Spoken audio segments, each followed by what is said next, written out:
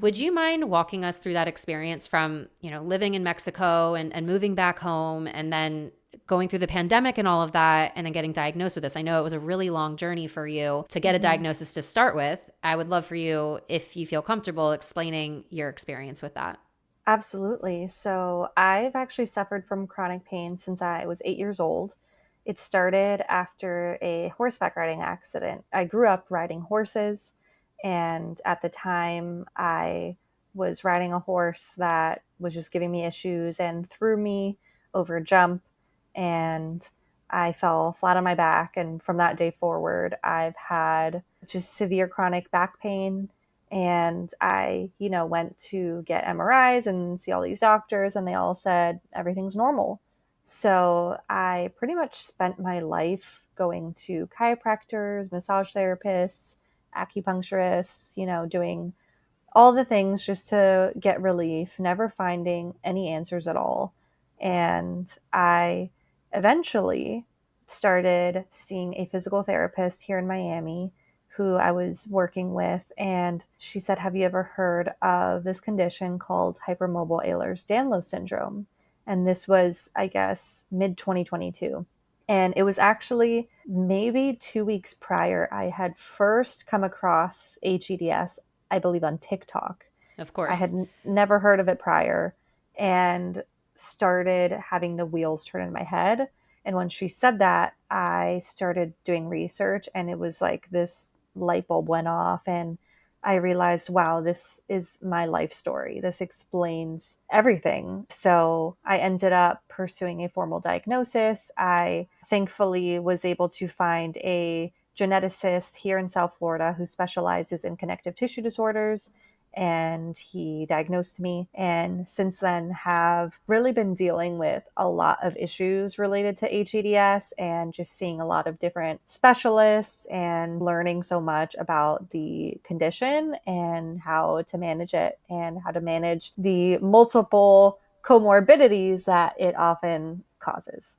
The fact that you were dealing with so much pain for so long and the job that you're in, especially with wedding photography, where you're on your feet and carrying heavy equipment and then traveling a lot, it's hard on your body. I mean, was it just one of those things where it was just your normal, where you just learned how to deal with that?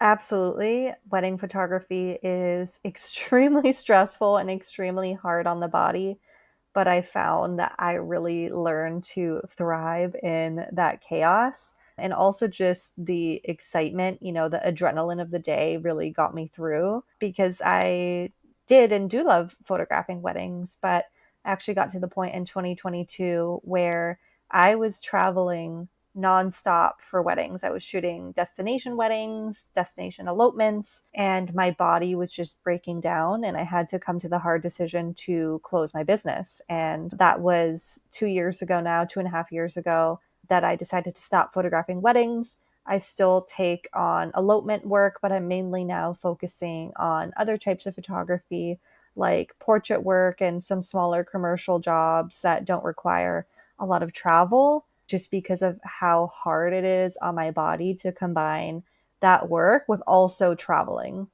I can imagine there would be a level of identity grief almost, of like you've built this up, that you are this premier sought after wedding photographer who gets to travel the world for her job, and then having to accept that fact that that might have to change. I mean, I can only imagine that kind of experience. What or who helped you through that transition? That is definitely hitting the nail on the head. I have gone through a massive amount of grieving my career because I have prided myself so much in my work and my success. Not that, my identity was rooted in that, but it was something that brought me joy.